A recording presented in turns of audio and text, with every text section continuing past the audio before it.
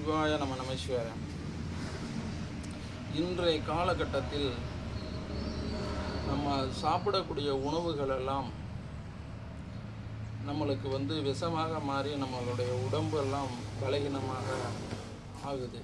காரணம் என்னென்றால் சகலவிதமான புட்டு இந்த மாதிரி ஃபுட் ஐட்டம்லாம் சாப்பிடும்போது நம்மளுடைய எண்ணெய் சரியான ஒரு உணவு பழக்க வழக்கம் இல்லாதனால், நம்மளுடைய உணவுகள் கட்டுப்பாடு இல்லாதனால் நம்மளுடைய உடம்பில் உப்பு நீர்களும் கொலஸ்ட்ரால்களும் கெட்ட கழிவுகளும் அதிகமாக தேங்கும்போது நம்ம உடலில் உள்ள ராஜ உறுப்புகள்லாம் பலகீனமாகி நம்மளுடைய உடம்பு பலகீனமாகுது.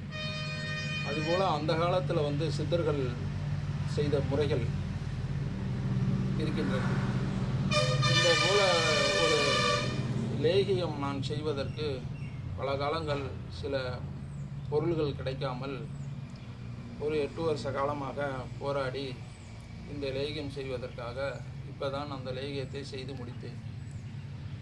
என்னவென்றால் சித்தர்கள் சொன்னது போல் ஒரு உடம்பை கல்பமாக வைத்துக்கணும். உடம்பு நல்லா ஒரு வலுவாக வைத்துக்குவதற்கு ஒரு கல்பங்கள் தேவை. சித்தர்கள் சொன்ன கல்பங்கள் எண்ணற்ற கல்பங்கள் இருக்கின்றன. அதில் மகா சிறந்த கல்பம் இது ஒரு காயகல்பம். உடம்பில் கல்பங்கள் எதற்காக நம்ம சாப்பிடுகிறோம் என்றால், நம்மளுடைய உடம்பு பலகீனமாகி அணுக்கள் குறைந்து, விந்துக்கள் அணுக்கள் குறைந்து, இரத்தங்கள் குறைந்து உடம்பு பலகீனமாகும் போது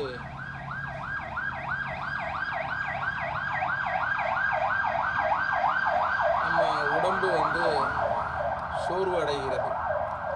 அதற்கு நம்மளுக்கு ஹெல்த்துக்கு தேவையான 2 விதமாக இந்த லேகியம் வேலை செய்யும். அப்போ சித்தர்கள் சொன்ன லேகியம் காயகல்பம் என்னவென்றால் யோக நிலை, போக நிலை.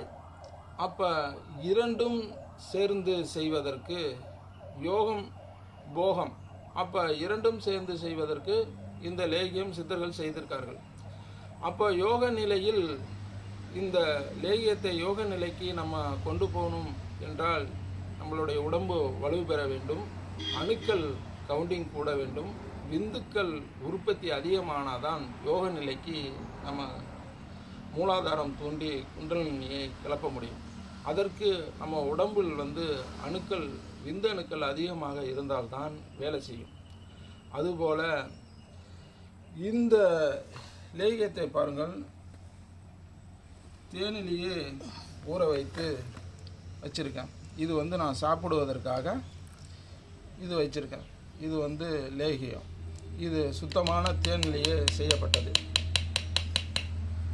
முழுக்க முழுக்க சுத்தமான மலை தேனிலேயே சில பொருள்கள், எண்ணற்ற பொருள்களை கூட்டி கலவையாக இந்த லேகியத்திற்கு பேர் மதன காம ரச குளிகை. அப்போ இந்த லேகியத்தில் உள்ள பேர் எப்படி சித்தர்கள் வைத்திருக்கார்கள்னா பாருங்கள், மதன காம ரச குளிகை. அப்போ மதன காம ரச குளிகை என்றால் ரசத்தில் செய்யப்பட்டது. அப்போ 72,000 நாடி நரம்புகளையும் தூண்டக்கூடிய பொருள் என்னவென்றால் ரசம்.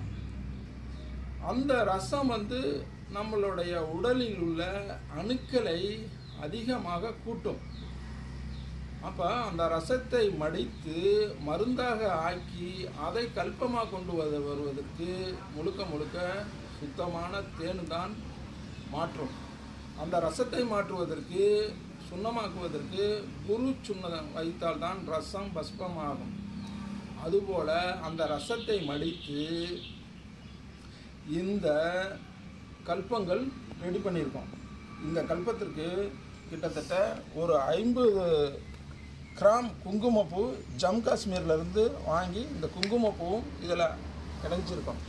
காரணம் என்றால் குங்குமப்பூ போடும்போது உடம்பு வந்து மினுமினுப்பு கொடுக்கும், உடம்பு ராஜ தேசம் கொடுக்கும், முகமெல்லாம் அப்படியே ஜொலிக்கும்.